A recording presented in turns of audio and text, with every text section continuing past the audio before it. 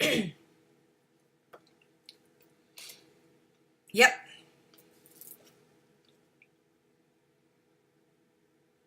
Welcome back, everyone. You're listening to All About Healing, and I'm your host, Emily Francis.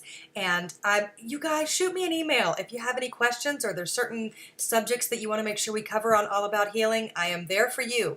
So my email is emilyafrancis@gmail.com. That's Emily, A like apple, Francis, Francis, emilyafrancis@gmail.com. Shoot me a line. I promise I'll respond. And just let me know how you're enjoying the show and what I can do to help make it even more exciting for you.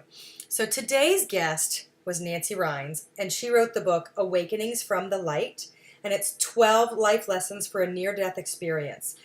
You know, I was just saying that the near-death experience and just the afterlife in general intrigues me to no end. It's one of my favorite subjects to talk about. And I always say to Spirit, I'm not trying to line up to have a near-death experience per se, unless you want to come to me in my dreams and just kind of show me some cool things. But I believe in it with all my heart. And I had a huge life shift 20 years ago where I started to learn about the afterlife, and my life changed in profound and amazing ways when my best friend's boyfriend passed away, and he would wake me up for a year teaching me about the afterlife. So my experience is different into the study of spirituality, but it's my passion to find out how much larger the scale really is. Because the only thing that I can say with certainty is that there's something out there much greater than yourself. And we always want to try to tap into that so that we can live our best life now. Because I think when we don't have a spiritual perspective, and it's different with religion, you know, we always want to try to get to heaven, but I don't like the guilt factor that tends to accompany a lot of beliefs. It's almost like an attachment to making you follow directions because you are afraid of the punishment. And I don't want to look at it as a punishment. I want to look at it as a karmic relief and endeavor and a beautiful spiritual place. So there's a lot of different opportunities if you are in search of something bigger than yourself. You don't have to go to just one place. And I highly encourage you to open yourself up and see what kind of experiences you can draw from the people that you surround yourself with, the people that you find that you're meeting, because once you tell Spirit that you would like to have some experiences or you'd like some more information, those people will start to show up. So put out there your intention and what it is that you want to find, because there is unlimited amounts of opportunity to make your life what you want it to be. And I really enjoyed her. And the book, I really love her writing style as well. But one of the things that I asked her was, what is your life like now that you have actually seen the other side? And I asked her if she's afraid of dying, even shorter, longer, the length of dying. And she said she's not afraid at all.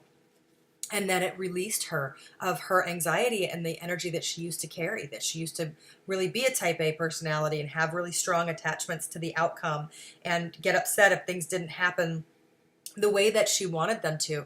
And now she kind of rides this wave and is sort of in tune and aligned with cosmic consciousness. And that's what I really was talking about. Is, you know, I'm not pro or against any sort of religion. I just am against a sort of guilt that comes with your learning. You're allowed to expand what you're studying. You're allowed to expand your knowledge base, and nobody has the right to tell you what you're supposed to believe.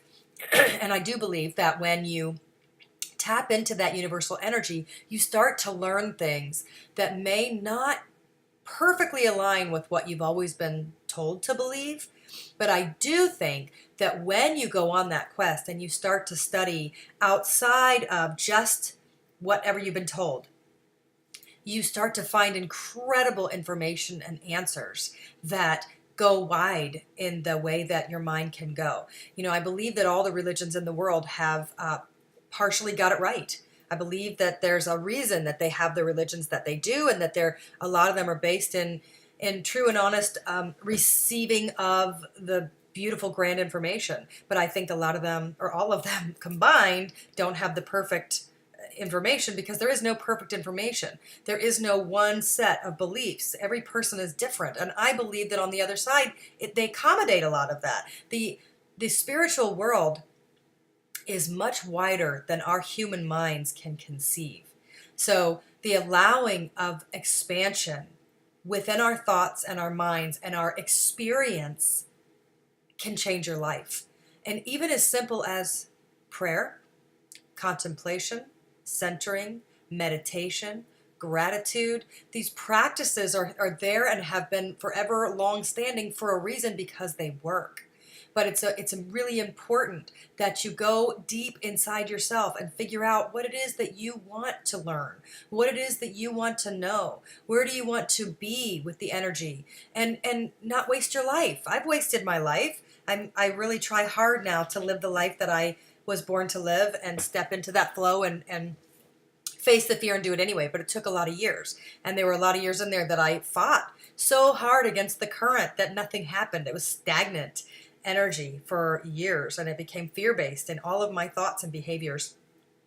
And I'm not free of fear-based action and behavior, but I don't let it run me the way that it used to run me. And there is this, I remember reading a book years ago, The Dance of Inner Peace. It was by this woman, Rosalie Sergani, and she talked about once you step into this flow of life, the energy that they offer, it's like everything sort of goes right. And you're not fighting this current constantly like a salmon fishing upstream. You're in this flow, and things begin to happen with you, not to you, not against you. They happen for you. It's this tapping into a universal energy vibration. And it's almost like, think of yourself lifting up a little bit and skateboarding a little bit. But and years later, when I changed my life, I always thought about that statement in her book, because she's right. It's a flow and an availability to your life, to every person in the world. Everybody has the ability to change the path. Everybody has the ability to step into their flow and realize their potential of what this life can offer. And it is amazing to be alive on this earth in this time. And we always have said that. I'm sure George Washington said that. But it is amazing to be alive on this earth in this time. And I want you to take advantage of it. And I want you to feel special and sacred and be in that flow so that you can enjoy your life more, because everything is available to you. It's not just her story or somebody else's story or my story. Incredible, beautiful, miraculous things happen as soon as you decide that you're open to them. So that's today's Emily's Energy Corner. You guys, come back and see me next Wednesday. You've been listening to All About Healing. Have a great week.